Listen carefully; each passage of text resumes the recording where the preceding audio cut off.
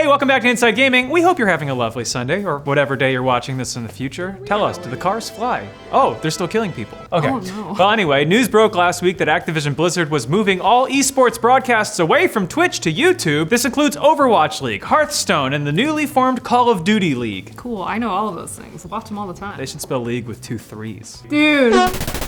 This is quite a shift from the deal the company signed with Twitch in 2017, and to be fair, a lot of factors have arisen in the years since. The move is part of a larger deal that includes utilizing Google's cloud services and AI. It's a new decade, and nothing is ever going to be simple again. I mean, the Got Milk campaign is still going strong.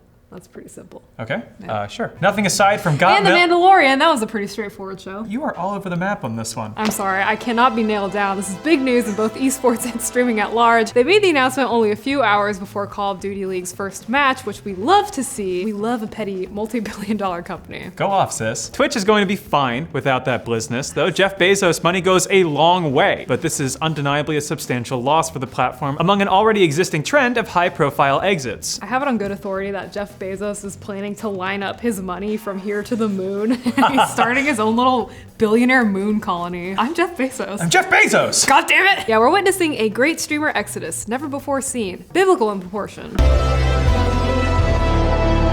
For a while, Twitch was the only spot in town for streamers to host and grow their platforms, but as of late, other heavy hitters in the tech and entertainment industries are finally capable of challenging Twitch's generous head start. Yeah, for a number of reasons. They got high-paying contracts, a less intense schedule, the opportunity to develop their brand. Big-name streamers like Fortnite star Tyguy have been flocking to other platforms. Who the f is Tyguy? Sorry, Ninja's friends call him Tyguy. Do you know Ninja? No, I am a woman. But anyway, this seems like an excellent place to start. Tyler Ninja Blevins kicked off the trend when he signed an exclusive streaming contract with Mixer last August. For someone who had his meteoric rise on Twitch, it was difficult to imagine the two existing apart. Jeff Bezos has been leaving gift baskets at his door, just like begging him to come back, but he's so rich and disconnected from regular people, the basket is filled with like sand and well-done steaks and batteries, and he's like, what do you want, Tyler? How much can bananas cost? $10? Yeah, but Ninja had his reasons, and so did the other streamers that followed. Mike Shroud, oh no, how do you say I think his it's last name? Grzesiak? Mike Shroud Grishek to Mixer, Jack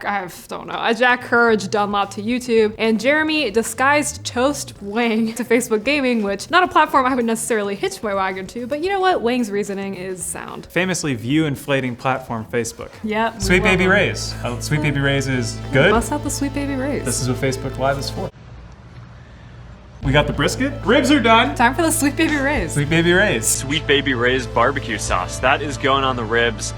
All in all, the rise of Mixer and YouTube in the streaming space is positive. Competition is usually good for consumers, and this is especially empowering to the content creators themselves. But the game streaming landscape has gotten a bit muddier as a result, and it brings to mind the disaster we've been seeing in television streaming platforms. Services like HBO Max, Hello Corporate Daddy, NBC Universal's Peacock, and Disney Plus are dueling for our attention with all the subtlety of your aunt telling you that you're looking healthy lately. Oh my god, I just had many flashbacks. Yeah, the idyllic dream of cord cutting now just a distant memory as we sign up for what amounts to even more complicated and redundant cable packages than before. We'll come back around to that circus later, but for now, let's talk gaming. Am I right? Gamers? Yeah. Konami code, huh? I hate that neck thing that you did. It really freaked me out, dude. Twitch has been eating YouTube's lunch for some time now and effectively cornered the market on live streaming for a minute there. It wasn't unearned. Twitch understood the value of community interaction and had the tech to back it up. And as of last year, Twitch had more content streamed, more daily streams, and most importantly, they had more streamers. But that being said, YouTube is no underdog. No, we're talking about YouTube here, like YouTube, like more than 2 billion monthly users logged in YouTube, 500 hours of video uploaded daily YouTube. That seems small to me. It's probably outdated since I wrote the script. I was gonna say, that seems minuscule, but Christ, these companies could murder me and no one would ever find out. They're so powerful. Murder me, YouTube. Murder me, daddy. Anyway, the streamer migration and esports broadcast deal is about more than numbers, hinging instead on the increasing notion that different platforms offer different benefits. This is just as valuable to viewers as it is to streamers, and it's in large part why the field is becoming more confusing as it becomes more diverse. So again, this is good. We like to see it, love to see it in fact. Streamer burnout is a serious issue, and a wider field allows wiggle room so these folks aren't killing themselves on the daily to give you 12 straight hours of Hearthstone, Brian. Boom, the roaster becomes the roast. Damn, and on his day off too, Connor. Come No on, one's dude. safe ever. Having options is a positive move, but like anything else, moderation is key. And when too many companies are all squabbling over the same eyes, we begin to veer closer to oversaturation. If you've been paying attention to entertainment at large, you know the fight for our attention spans is rapidly heating up. How exciting. The lead Netflix enjoyed for so long has diminished substantially, with competition nipping at its ankles. The Verge's Julia Alexander has been aptly referring to this whole situation as the streaming wars being largely costly, unnecessary, and needlessly complicated. Famously like World War VI. That's a Trump joke for you. Just tossing that one that's in there. true. That one was pretty funny though. That dude. one gave me a good laugh. I hope Trump, when he's done with his presidency, just becomes like a drill account. Sorry to the fellow that emailed us to stop being political. Vote Bernie. There's Netflix, as mentioned, then Amazon Prime and Hulu, and now the recent / upcoming releases of Disney Plus, HBO Max, NBC Universal's Peacock, Quibi. Oh my god. It's gonna be a disaster. I can't it's wait. a f***ing mess. I mean, hell, let's throw in Voodoo and Crackle for good measure. Jesus God, is it all right if I just read a book, maybe? It's not all right. Yeah, each platform is betting on content hard to I'll give you a book. It's the f***ing TV guide. Yeah, each platform is betting on content hard to bring people in, much like Twitch and YouTube. They're all vying for exclusive streaming rights to content and greenlighting whatever will get people in the door. Steven Spielberg, a MacGruber TV show, Lord of the Rings series, and none of it is in the same place. Plus, Disney's going to have all the Marvel movies.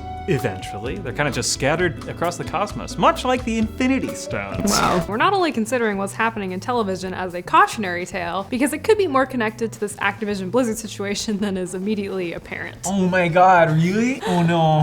Not Activision Blizzard. Oh no, not Activision Blizzard. What happens if one of these streaming companies decides to get into game streaming? No. We think of them as television and conventional entertainment, and none have publicly expressed interest, but the line between them gets ever blurrier by the minute. Dude, if Disney decides that they're getting into game streaming, I'm gonna f***ing kill myself. Yeah, it is an arms race after all, so why not? And we're not playing for keeps here. It's internet gaming news, baby. Let's get a little wild. Rack 'em. Yeah, dude. Sweet Baby Ray's. She wants the Sweet Baby Ray's.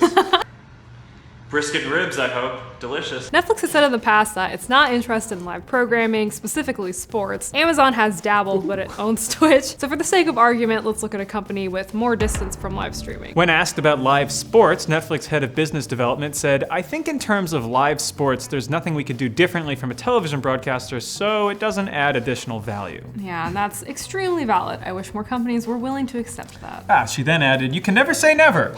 But there's no plans to go into that. Okay, fair enough, I guess. But Netflix does like to experiment, from weekly talk shows to making an FMV game. All you Bandersnatch heads out there just perked up, didn't ya? All you snatchers. Did you see Black Mirror? There's a new season of Black Mirror trailer. Did you see Black Mirror? I wish I could be a fly on the wall for like the Black Mirror writer's room and hear those geniuses at work. If real life were a video game, right, proper scary. Damn it. Oh, I love, what if your phone were a mousetrap in it? Imagine a device of sorts that made you horny, but it also gave you diabetes. Nasty little bugger that would be, eh? Oh, God, stop. All right, we need to stop before I completely force England out of the audience. Not that they need any help leaving age-old institutions. Are we the European Union? No. If Netflix can make a case for doing live content differently from their competitors, maybe they'll dip their toes in and where Netflix goes. Well, you're very flexible. Yeah, I'm actually extremely flexible. That's super weird, dude. Yeah, maybe they'll dip their toes in and where Netflix goes, everyone else follows. We can't help but wonder how that would affect existing subscription models on Twitch and YouTube if more conventional monthly services began competing in the same space. As we said, the lines between entertainment companies are almost non-existent in some places. It's a side effect of these companies offering competitive features, and also because the companies are all in more than one business. Yeah, for example, Netflix creates content, but they also distribute on their own self-managed platforms. And when the biggest entertainment companies are just as much involved in tech, deals made between them are not going to be very straightforward. So, does Activision Blizzard need a video platform to host its events? Yes. Does Google have a robust video platform? Yes. Does Blizzard operate a storefront as well that the games featured in those events are present on? Also yes. Does Google offer services and analytics that a game developer could use to sell more games and more in-game items? I can't do math. Yes. Yes. Okay, Yes. cool. Obviously, Activision Blizzard is after more than views with a play like this. Though the views aren't bad, because again, YouTube, not an underdog. Well, really? I never ever knew that before. Yeah, but Google is more than a video platform, as it also offers impressive cloud services. Activision Blizzard said they would use those services to optimal personalized interactions and offer curated recommendations for in-game offers and differentiated gaming experiences. I'd like to see Google make it rain. That would be a pretty impressive cloud service. That would be pretty fucking sweet. Oh, what? You know clouds? Well, I don't see any. Oh, you own clouds, Google? Oh yeah, AI would like it to rain so my crops can grow. I'm a pissed off farmer. At Google. How about you save my industry? I'm a pissed off farmer. Yeah, so this partnership is pretty damn significant when you start to examine all the moving parts. It's difficult to talk about Google and gaming in the same story without bringing up their sickly basement child, Google Stadia. The Boo Radley of games. Yeah. If their cloud AI services are apparently so valuable to gaming companies, will that incentivize them to prioritize Stadia more than they already have? Which seems like not very much from the outside. Yeah, we can say that. I'll admit, I don't know how cloud AI works. Rain, damn it! Wouldn't it make sense to want more data pertaining to gamers and their habits? I mean, yeah, it's a crazy little thing putting out there. Your very own gaming platform seems like the perfect place to get exactly that. Seems like a bit of a monkey's paw situation though, finding out too much about gamers and their habits.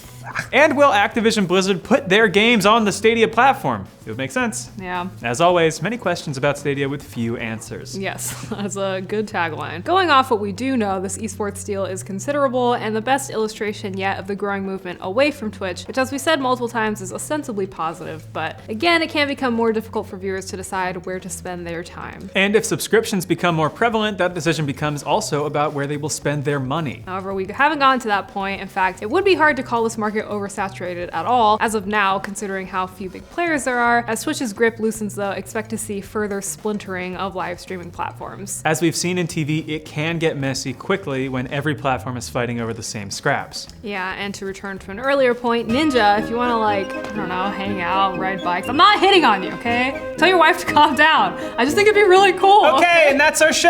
Ninja, Yay, please, I wanna we did hang it. out with you. Tell us more, Evil Lawrence.